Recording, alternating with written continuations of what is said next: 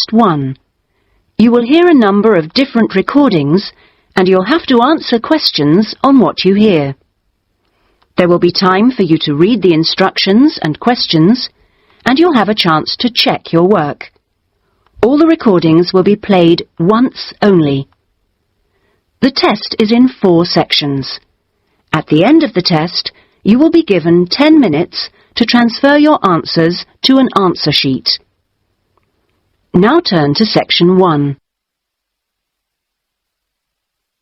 Section 1.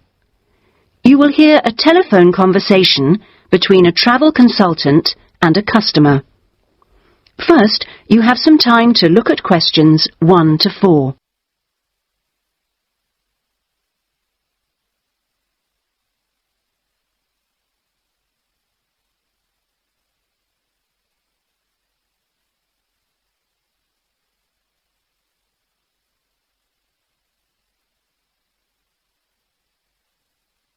You will see that there is an example which has been done for you.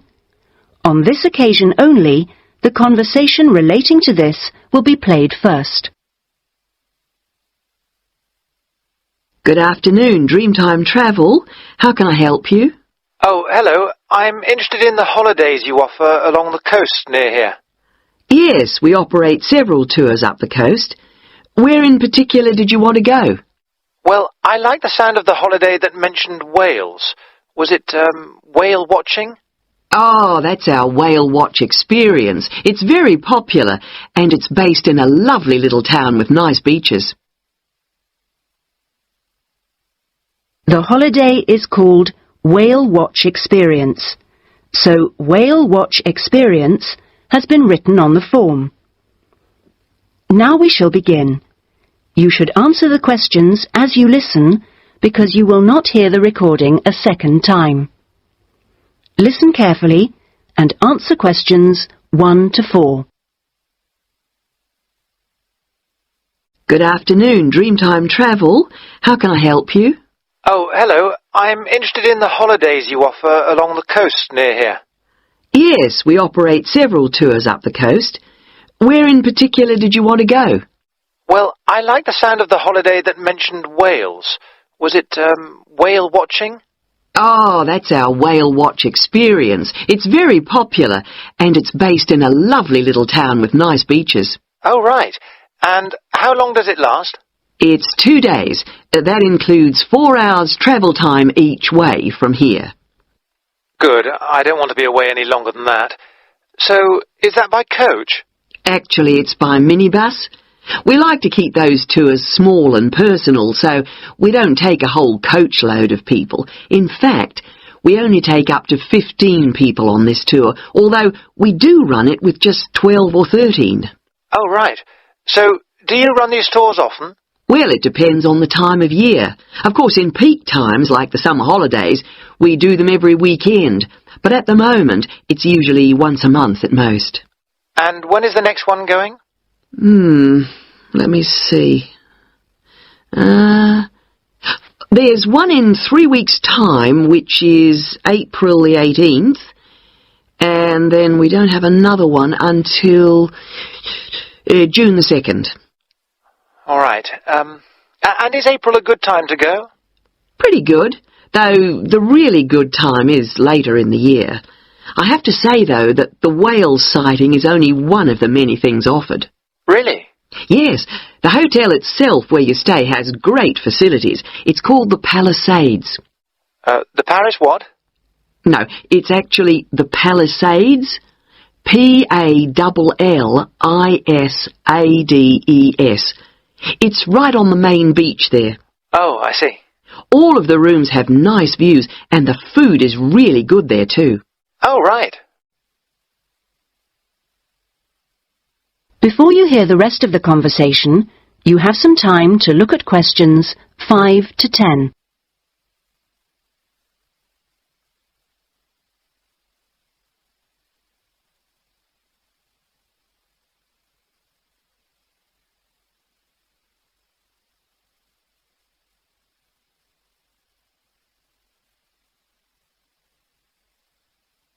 Now listen and answer questions 5 to 10. And what about the other things, that are included in the price? Oh, there are lots of things. If you don't want to do the whale watch cruise, your guide will take anyone who is interested either on a bushwalk through the national park near the hotel, and there's no extra charge for that, or on a fishing trip.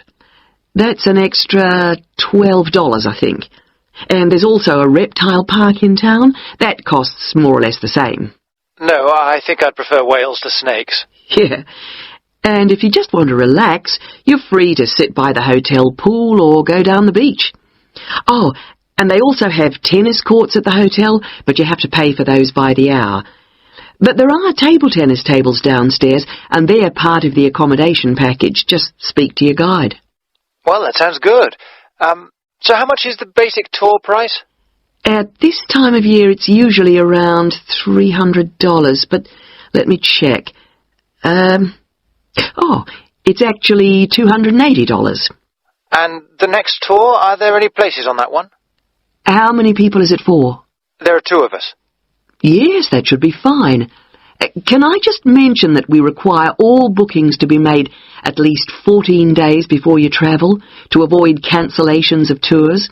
And if you cancel within 7 days of departure, you will have to pay 50% of your total booking. Okay.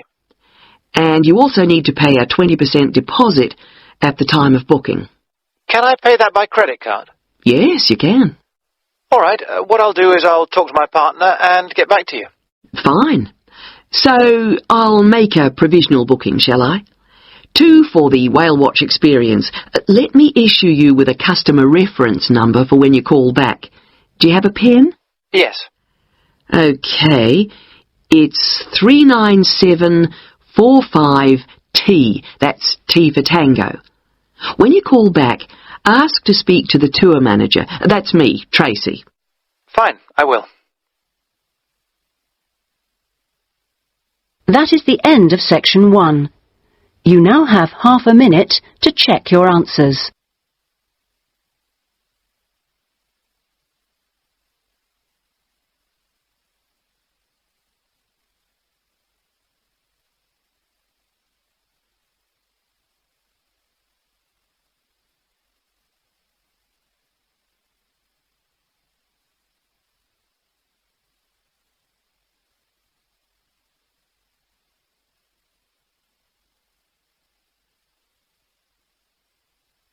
Now turn to section 2.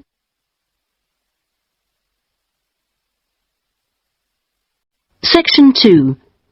You will hear a radio program giving parents advice about buying cots for their babies to sleep in. First, you have some time to look at questions 11 to 17.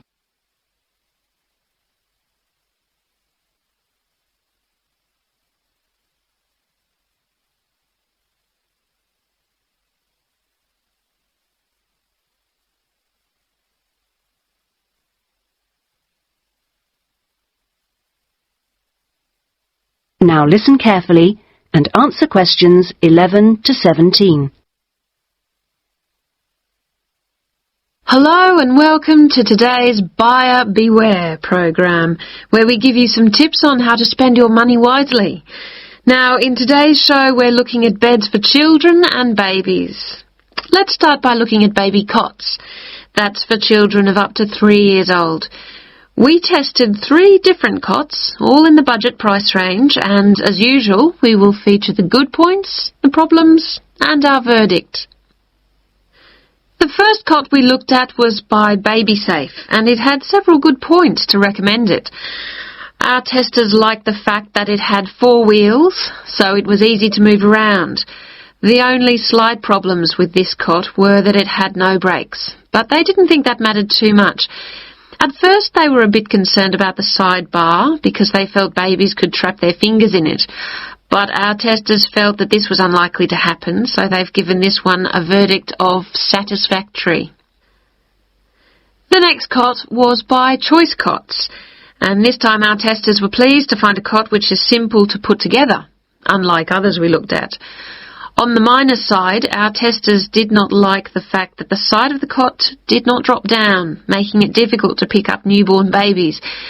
However, the real problem with this cot was the space between the bars. Our testers found they were too wide and a baby could easily trap his head. We felt this was a real safety hazard, and so we've labelled this one dangerous, I'm afraid. Before you hear the rest of the programme, you have some time to look at questions 18 to 20.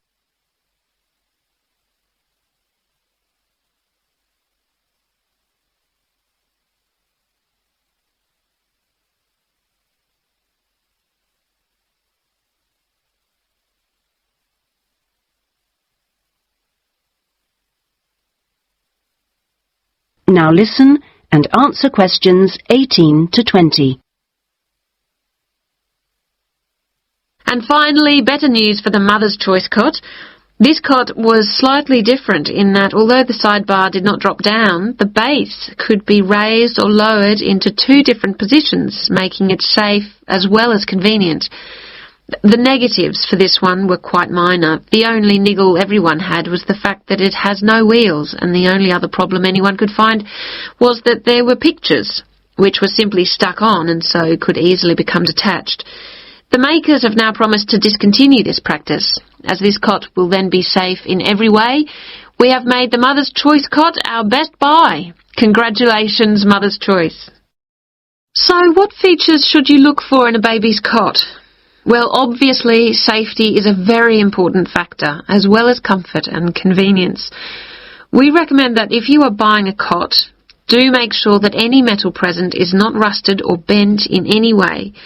You should ensure your cot has only rounded or smooth edging without any sharp edges. This is especially important for wooden cots. And now, on to beds for toddlers. That is the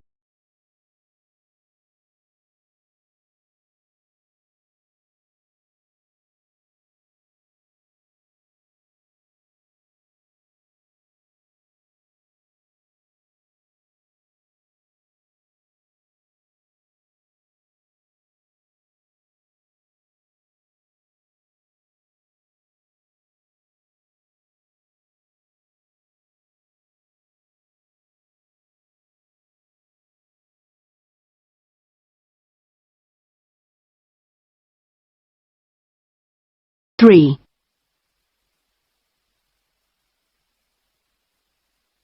Section 3. You will hear a conversation between a student, Andrew, and a student advisor, Monica, about a diploma course. First, you have some time to look at questions 21 to 25.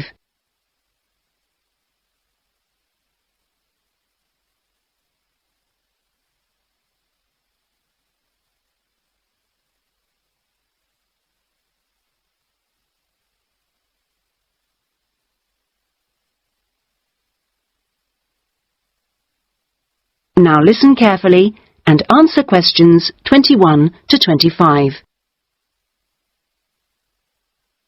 Excuse me, I was told to come here for advice about management diploma courses. You've certainly come to the right place. Hi, my name is Monica. Nice to meet you. My name is Andrew Harris. So, Andrew, have you seen our diploma course prospectus yet? Yes, I've already looked at it. In fact, I thought the information on course content was really useful. But I'm afraid I'm a bit confused by all the different ways you can do the course. Full-time intensive, part-time, and so on. Mm-hmm. Well, let's see if I can help. I think each course type has its advantages and disadvantages, so it really depends on you, your own study habits, and your financial circumstances, of course. Are you working at the moment? Yes, I've been working in the administration section of the local hospital for the last 3 years. Mm-hmm. And before that, I worked in the office of a computer engineering company for 2 years. So I've got about 5 years of relevant work experience. Mm-hmm. And what I'm hoping to focus on is personnel management. I see. And are you planning to leave your current job to study, or are you thinking about just taking a year off? I want to know what my options are, really. I don't want to quit my job or anything, And my employers are keen for me to get some more qualifications, but obviously it would be better if I could do a course without taking too much time away from work. Right. So you don't really want to do the full-time course, then? No, not really.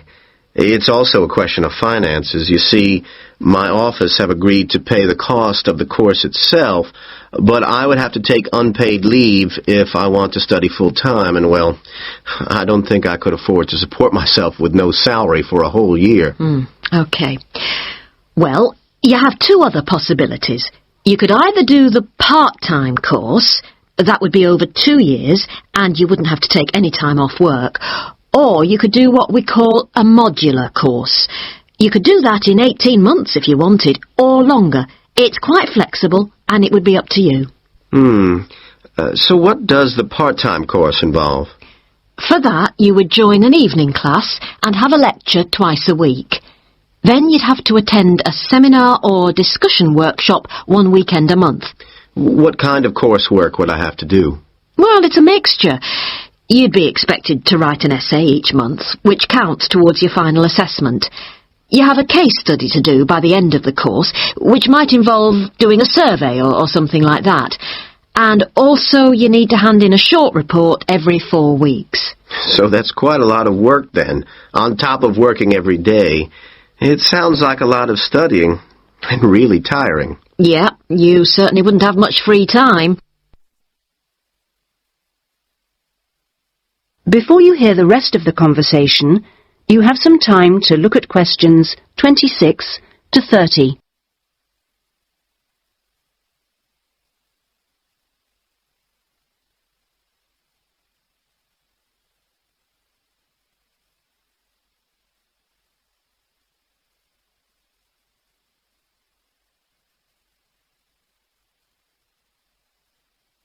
Now listen and answer questions 26 to 30.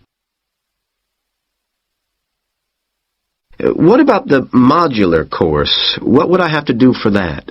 Well, that's where you get the opportunity to study full-time for short periods. That way you can cover a lot of coursework and attend lectures and seminars during the day. And each module lasts for 1 term, say about 12 weeks at a time. There are obvious advantages in this. The main one being that you can study in a much more intensive way, which suits some people much better. And how many of these modules would I have to do to get the diploma?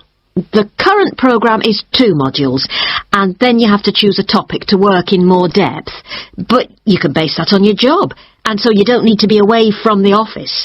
And how long it takes is up to you. The important thing is that you don't have to study and work. You can focus on one thing at a time. Yes, I can see that. It certainly sounds attractive. It would be more expensive, though. I mean, I'd have to support myself without pay for each module. That's true. So that might be a problem for you. Look, why don't you talk this over with your employers and then come back? That is the end of section 3. You now have half a minute to check your answers.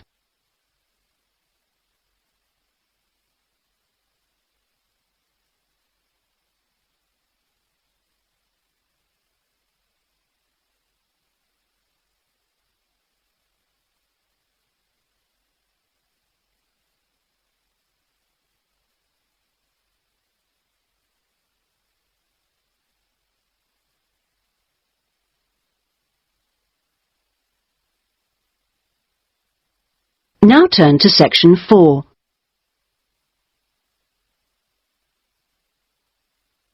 Section 4. You will hear part of a lecture given by an economist about North American women's attitude to money and saving. First, you have some time to look at questions 31 to 40.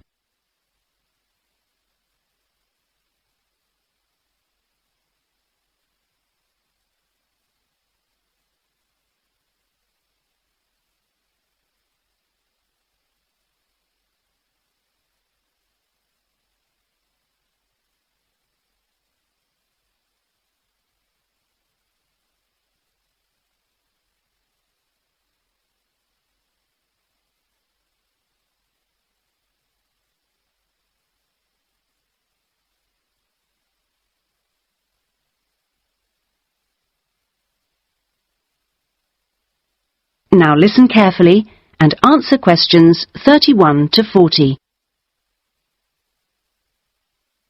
Okay, so we've been looking at the attitudes of various social and cultural groups towards the management of their personal finances, how important they feel it is to save money, and what they save their money for. One aspect that we haven't yet considered is gender. So if we consider gender issues, we're basically asking whether men and women have different attitudes towards saving money, and whether they save money for different things. Back in 1928, the British writer George Bernard Shaw wrote in his Intelligent Women's Guide to Socialism and Capitalism that a man is supposed to understand politics, economics, and finance, and is therefore unwilling to accept essential instruction. He also said, a woman, having fewer pretensions, is far more willing to learn. Now, though these days people might question a lot of the assumptions contained in those statements, recent research does suggest that there are some quite fundamental differences between men and women in their attitudes to economic matters. Let's look at what men and women actually save for. Research studies of women in North America have found that women are far more likely to save for their children's education, and they are also more likely to save up in order to buy a house one day. The same studies have found that men, on the other hand, tend to save for a car, which, by the way, takes a surprisingly large amount of the household budget in North America. But the other main priority for men when saving money is their retirement. When they're earning, they're far more likely to put money aside for their old age than women are. Now, this is rather disturbing, because, in fact, the need for women to save for their old age is far greater than for men. Let's consider this for a moment. To start with, it is a fact that throughout the world, women are likely to live many years longer than men, so they need money to support them during this time. Since women are likely to be the ones left without a partner in old age, they may therefore have to pay for nursing care, because they don't have a spouse to look after them. Furthermore, the high divorce rates in North America are creating a poverty cycle for women. It is the divorced women who will most often have to look after the children, and thus they need more money to look after not just themselves, but others.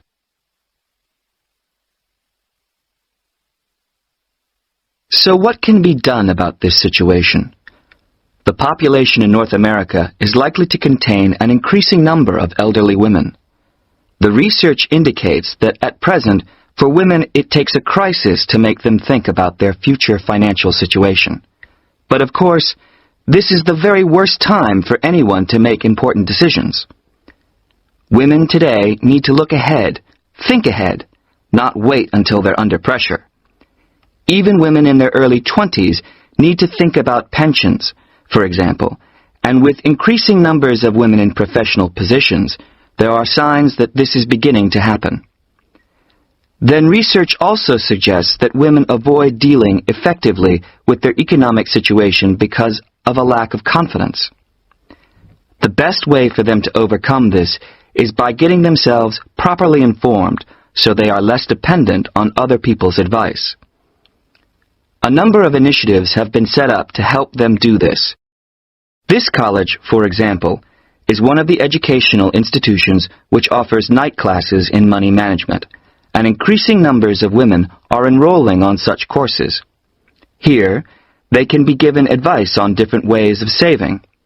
Many women are unwilling to invest in stocks and shares, for instance, but these can be extremely profitable.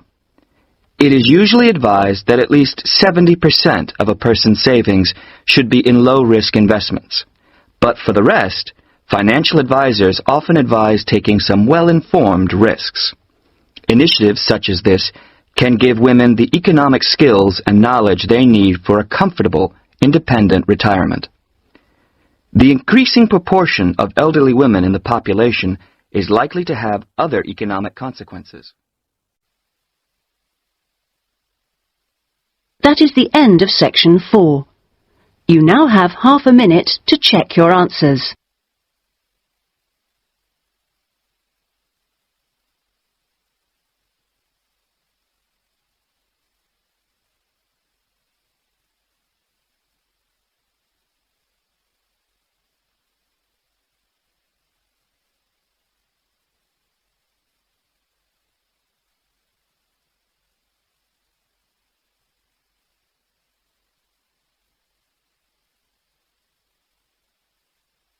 That is the end of the listening test.